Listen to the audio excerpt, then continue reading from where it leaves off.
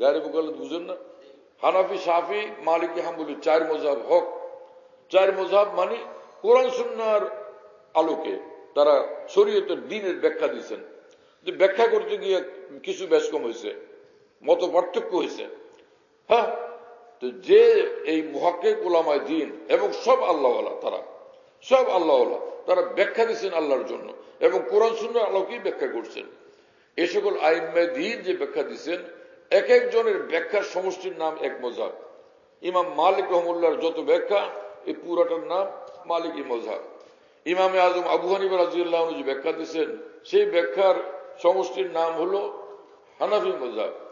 ইমাম আহমদ ইবনে হাম্বল রাহমাতুল্লাহ যে ব্যাখ্যা দিচ্ছেন, সেই ব্যাখ্যাকে ওইটার নাম হলো, ওই ইলমি যে ব্যাখ্যা, এর সমষ্টির নাম হলো হাম্বলি মযহাব।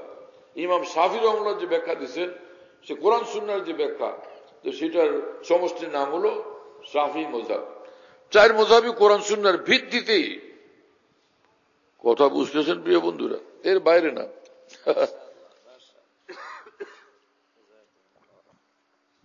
হাজী সাহেব রহমাতুল্লাহর কথা ইয়াদ রাখো, জাযাকুমুল্লাহর ধান্দায় থাকো, ওইটা মনে রাখো না, সেটা ইয়াদ রাখবো মরনা। ওইদিকে বসছো কেন? তোমরা আগে বসো। বুড়া কালে আত্মাহিয়াতের শুরুতে বসছো কেন? ওইভাবে আসন দিয়ে বসো ভাই। বুড়া জোয়ানের ঢং দেখাইতেছে। দাড়িতে মেহেন্দি লাগাইছো কি জোয়ান হওয়ার কারণে, বুড়া হওয়ার কারণে? বুড়া মানুষ যতই মেহেন্দি লাগাক না যাই করুক, সরাই বিবি বলবে যে আমার স্বামী 30-32 বছরের জোয়ান মানুষ বলবে। তারপরও দাড়ি লাগানো, এটা বুখারী শরীফে আছে। আবু বকর সিদ্দিক রাদিয়াল্লাহু আনহু দাড়িতে মেহেন্দি লাগাইতেন। আরো একটা জিনিস লাগাইতেন, যেটার কারণে রংটা গাঢ় হইত। তো এই জন্য আমার শায়েখ রহমুল্লাহ বলতেন যে দাড়িতে মেহেন্দি লাগানো সুন্নতে সিদ্দিকি। সিদ্দিক আকবর রাদিয়াল্লাহু আনহু যেহেতু তিনি বলছেন রাসূল সাল্লাল্লাহু আলাইহি ওয়াসাল্লাম সুন্নত, এজন্য আমাদের ওলামায়ে কেরাম বলতো যে এটা সুন্নতে সিদ্দিকি। লাগান, ঠিক আছে, কিন্তু এতে নিজের বার্ধক্য ঢাকা যায় না। অতএব আপনি যুবক থাকার ড্রামা কেন করতেছেন? হ্যাঁ, তো 4 মযহাবের কথা শুনছেন না? একটা ওই মযহাবের যে আলোচনা, মানুষের তো বুঝে না। একদল লোক কোরআন সুন্নাহর ইলম কালাম কিচ্ছু নাই, প্যান্ট শার্ট পরে ঘুরে বেড়ায়, আর দাড়ি ছোট ছোট রাখে, আর না হয় যে মযহাবওয়ালাদের ব্যাপারে বিরক্ত, তে এরা মযহাবের বিরুদ্ধে বলে। আরে ভাই, তোমরা মযহাবের উলামাদের কিতাবাদি পড়ছো? তোমার এলিমের দরিয়া আর এই সকল মযহাবের আইম্মায়ে দ্বীনের এলিমের দরিয়া কোনটা কোন সাইজের, একটু খেয়াল করে দেখতে যদি কোনো সময়। ইমাম মালিক রহমাতুল্লাহর ইলমের দরিয়া, হ্যাঁ, আর তোমার ইলমের দরিয়া সমান। হ্যাঁ, ইমাম শাফি রহমাতুল্লাহর ইলমের দরিয়া, ইমাম আহমদ ইবনে হাম্বল রহমাতুল্লাহর ইলমের দরিয়া, ইমাম আবু হানিফা রহমাতুল্লাহর ইলমের দরিয়া, ইমাম আবু ইউসুফ, ইমাম মুহাম্মদ, ইমাম জুফর রাহিমাহুল্লাহ তাআলার ইলমের দরিয়া। আর তোমার ইলমের দরিয়া কি সমান সমান? তোমারটা একটু বড় সাইজের, আর তাদেরটা তোমার থেকে অনেক ছোট সাইজের। এরকম কুয়ার ব্যাং মিয়া নিজের কুয়াকে সাগর মনে করতেছ। এত বড় ভুলের মধ্যে আসো। কাল কিয়ামতে আল্লাহর সামনে দাঁড়ানো কি লাগবে না? সেদিন কি হিসাব দিবে, সেটা তো খেয়াল করো। মযহাবের এক কথা মনে পড়লো যে হানাফি মযহাব, আব্দুল্লাহ ইবনে মাসউদ রাদিয়াল্লাহু আনহু বিখ্যাত সাহাবী। 4 খলিফার পরে তিনি সবচেয়ে বড় সাহাবী। সাহাবীদের মধ্যে 4 খলিফার পরে আফজালুস সাহাবা বাদাল খুলাফাইল আরবা। মোল্লা আলী কারি রহমতুল্লাহ লিখছেন যে 4 খলিফার পরে তিনি সবচেয়ে বড় সাহাবী। সমস্ত সাহাবীদের মধ্যে আব্দুল্লাহ ইবনে মাসউদ রাদিয়াল্লাহু আনহু, তিনি এরকম নামাজের মধ্যে এই যে নাভির নিচে হাত বাঁধতেন। কোথায় বাঁধতেন? নাভির নিচে। তো এটা কি সুন্নত হলো না সুন্নতের বাইরে হলো? হ্যাঁ, রাসূল সাল্লাল্লাহু আলাইহি ওয়াসাল্লাম তিনি যেভাবে দেখছেন সেটা তিনি ফলো করতেন, সুন্নত হলো না। ইমাম শাফি রহমাতুল্লাহ, ইমাম আহমদ ইবনে হাম্বল রহমাতুল্লাহর অনুসারীরা তারা এই যে বুকের মধ্যে হাত বাঁধেন। এক হাদিসের আলোকে সেটাও বলা যায়, সেটাও বোঝা যায়। বুকে হাত বাঁধছেন, কি কথা বুঝতেছেন না? তো এটাও ঠিক আছে। তো গেল না নাভির নিচে বান্ধা, না হলে বুকে বান্ধা, এই তো গেল। ইমাম মালিক রহমুল্লাহ যে কাজ করছেন আজীব ধরনের। ইমাম মালিক রহমুল্লাহর বিরুদ্ধে কথা বলতে কেউ সাহস পায় না। না ইমাম বুখারী বলতে পারেন, না ইমাম আহমদ ইবনে হাম্বল বলতে সাহস পান, না ইমাম শাফি বলতে সাহস পান, না গায়রে মুকাল্লিদিন না ইমাম মালিক রহমুল্লাহর নাম বলে কিছু বলতে সাহস পায়। সবাই ভয় পায় ইমাম মালিক রহমুল্লাহকে। হযরত ইমাম মালিক রহমুল্লাহ বাস্তবিক অনেক বড় ধরনের ইমাম ছিলেন এবং মসজিদে নববীতে এখানে তিনি হাদিস শরীফের দর্শ দিতেন এবং তাকে ইমাম ও দারুল হিজরা মদিনা শরীফের ইমাম। কি কথা, এত বড় মানুষ। তো ইনি কিন্তু ওই নাভির নিচে হাত বাঁধতেও রাজি না, বুকে হাত বাঁধতেও রাজি না। তিনি বলেন হাত ছেড়ে দাও। কি কথা খেয়াল করতেছেন? কিছু বুঝেন না নাকি আপনারা? বুঝতেছেন কিনা? ইমাম মালিক রহমাল্লাহ কি বলছেন? আল্লাহু আকবার বললে তাকবীরে তাহরিমা তো হলো, এখন হাত কি করবে? বুকে বাঁধবে না নাভিতে বাঁধবে? নাভির নিচে। উনি বলেন হাত ছাড়ো, এই হাত ছেড়ে রাখো। আমি একবার কাবা শরীফের সামনে তওয়াফ করে পরে এক সাইডে দাঁড়াইছি, দাঁড়ায় দাঁড়ায় কাবা শরীফ দেখতেছি। হঠাৎ দেখলাম ও হরে একটা বয়স্কা বুড়ি মহিলা, অনেক মোটা, ধামসে পড়ছে ওই যে মাতাফের পাথরের উপরে, এত জোরে ধামসে উপর হয়ে পড়ছে। ও ও করতেছে, ভীষণ ব্যথা পাইছে। ঘটনা কি? ওই যে মালিকি মযহাবের এক যুবক আল্লাহু আকবার বলে ওখানে নামাজ পড়তেছে, ওর তো হাত ছাড়া, ওর হাত ছাড়া। হাত ছাড়া থাকার কারণে ও যে নামাজ এটা তো বুঝাতে যায় না। ওই মহিলা ওর নামাজের সামনে দিয়ে যাইতেছিলেন, আর সে নামাজের সামনে দিয়ে যাইতে নিলে হাত দিয়ে প্রথম ইশারা দিছে। হাদিস শরীফে আছে ইশারা দেওয়ার কথা, ইশারা দিছে হাত দিয়া। ও মহিলা মানে তো নাই, বুঝতে পারেনি মহিলা। পরে তারপরেও যখন গেছে ধাক্কা দিয়ে দিছে ফালায়া। হ্যাঁ রে আল্লাহ রে।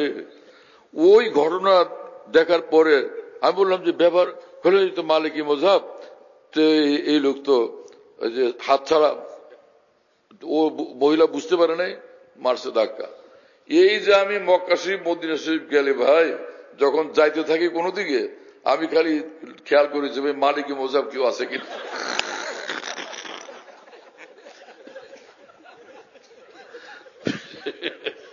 একদম সব সময় আমি অ্যাটেনশন থাকি, বিশেষভাবে মদিনা শরীফে মসজিদ নববীতে। ভাই রে ভাই, এদিক থেকে ওইদিক যাইতে হলে খালি খেয়াল রাখি যে মালিকি মযহাব দাঁড়ানো আছে কিনা। মাঝে মাঝেই দেখি যে প্যান্ট পরা শার্ট পরা কিন্তু মালিকি মযহাবের লোক দাঁড়ায় আছে এইভাবে, কি জানি পরে ঠোঁট মিনমিন করতেছে, তখন বুঝি এটা মালিকি। ওই দিক দিয়ে আর যায় না, ঘুরে একদিক দিয়ে। কি কথা বুঝতেছেন? এখানে ইমাম মালিক রহমাল্লাহ যে হাত ছাড়ার কথা, হাত ছাড়তে বললেন, এটা কোনো হাদিসে নেই। কথা বুঝতেছেন? ওনার কথা হলো যে এক হাদিসে পাওয়া গেল যে ভাই নাভির নিচে, আরেকটা পাওয়া গেল বুকের মধ্যে। এইটা ধরবো না ওইটা? যদি বুকে বাঁধো তো নাভির নিচে হলো না, নাভির নিচে বাঁধো তো বুকে হলো না। ইজা তারাজা তাসাকাতা, দুইটার লোকে যখন এরকম সংঘর্ষ, দুটোটা বাধ্য, বাদ দিলে তো ইস্তেজাবে হাল করো, ইস্তেজাবে হাল যেভাবে ছিল ওইভাবে রেখে দাও। হাত বান্ধার পরে, হাত তাকবীরে তাহরিমার পরে হাত থাকে এইভাবে, মানুষ দোনো হাত নিচের দিকে ছাড়া থাকে না, বস সেটা করো, ছেড়ে দাও। এখন এটার কার কি আছে? কোনো কারো হিম্মত হয় নাই ইমাম মালিক রহমাল্লাহর ব্যাপারে কোনো মন্তব্য করতে। না হানাফি মযহাবের কোনো মানুষ বলতে সাহস পায়, না হাম্বলি মযহাবের কেউ, না শাফি মযহাবের কেউ। ইমাম মালিক রহমাল্লাহ এত বড় মানুষ, তার ব্যাপারে কেউ কিছু বলতে সাহস পায় না। কিন্তু আমি খালি মসজিদে নববীতে গেলে ওই দেখলে খালি খালি হাঁটিয়ার ভয় পায়, আর না হয় একটু মুচকি মুচকি হাসি, আর কিছুই করতে পারি না।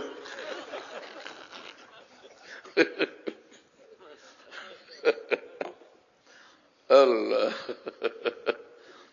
আর কিছু যে বলবো, কিয়ামতের দিন যদি ইমাম মালিক রহমাল্লাহর সঙ্গে দেখা হয়, যদি ধরেন যে তুই আমার ব্যাপারে বলছিলি কি, বল, উপায় আছে কোনো? কারণ আমি তো এটা জানি যে আমার ধরলে আল্লাহ পাক ইমাম মালিক রহমাল্লাহর পক্ষে থাকবেন। হ্যাঁ, এই ডরে কিছু করা যায় না। আবার যারা মযহাবের বিরুদ্ধে কথা বলেন, আল্লাহ আপনাদেরকে আল্লাহর ভয় দান করেন, উলামায়ে দ্বীনের আজমত মহব্বত দান করেন। কি সর্বনাশ যে করতেছেন আপনারা বুঝতে পারতেছেন না। কিভাবে দিন রাত নিজের পায়ে কুড়াল মারতেছেন। থামেন আপনারা নিজের কপাল ভালো করার জন্য। আমি এতটুকু আপনাদেরকে অনুরোধ করব।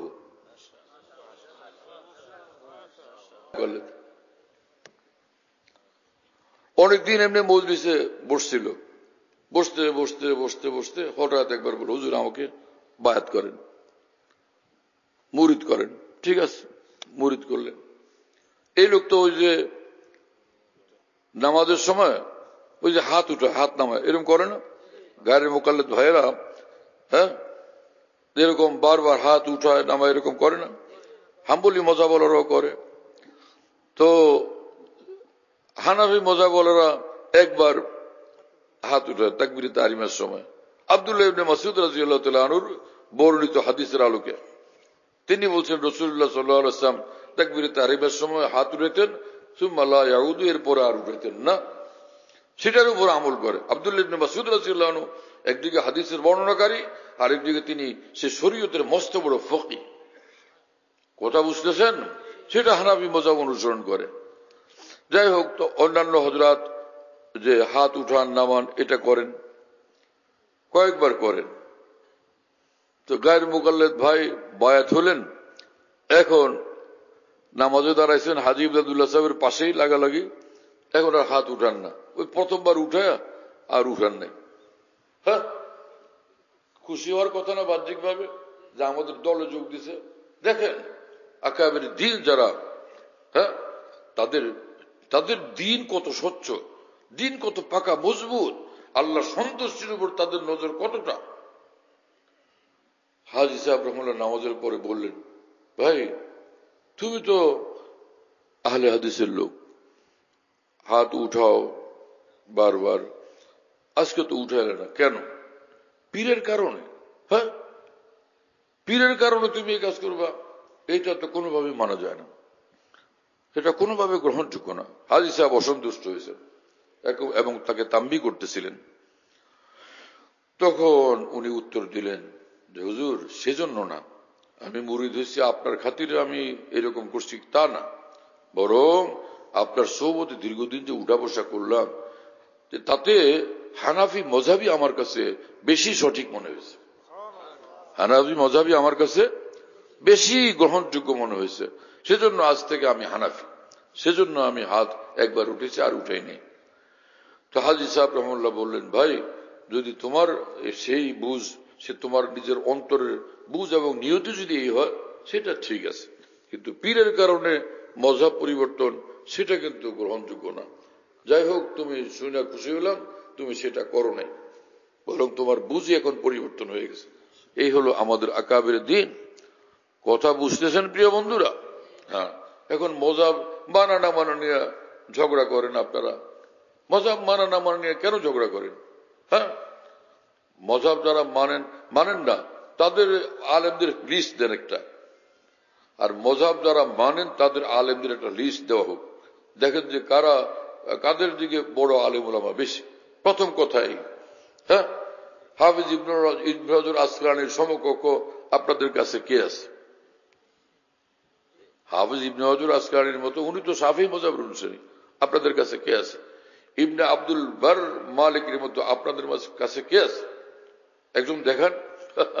তিনি তো এই মানুষটা এত বড় আলেম, এত বড় ইমামুল হাদিস, এত বড় ইমামুল ফিকহ হওয়া সত্ত্বেও, এত বড় ফকিহ হওয়া সত্ত্বেও তিনি তো মালিকি মযহাবের অনুসারী। কি কথা বুঝতেছেন প্রিয় বন্ধুরা? হ্যাঁ,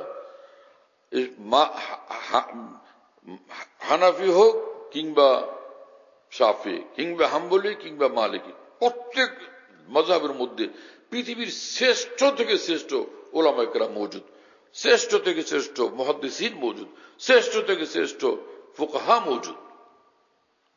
তো আপনাদের কাছে কি এই সেই মানের ওলামা মুহাদ্দিসিন ফুকাহা আছেন? তো উদ্দেশ্য হলো এই কথা।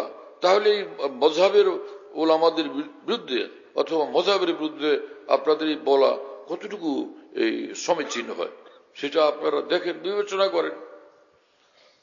মযহাব মানেন না সেটা এক কথা, কিন্তু মযহাবের অনুসারীদেরকে কি আপনারা গোমরা মনে করেন যে এরা কাফের, মুশরিক, বেদাতি অথবা ফাসিক, অথবা পাপিষ্ঠ এমন মনে করেন, আর যদি মনে করেন যে না তারাও দিনদার আপনারাও দিনদার, তাহলে তো ভাষা সংযত হওয়া চাই, ভাষা ভদ্রচিত ভাষা হওয়া চাই।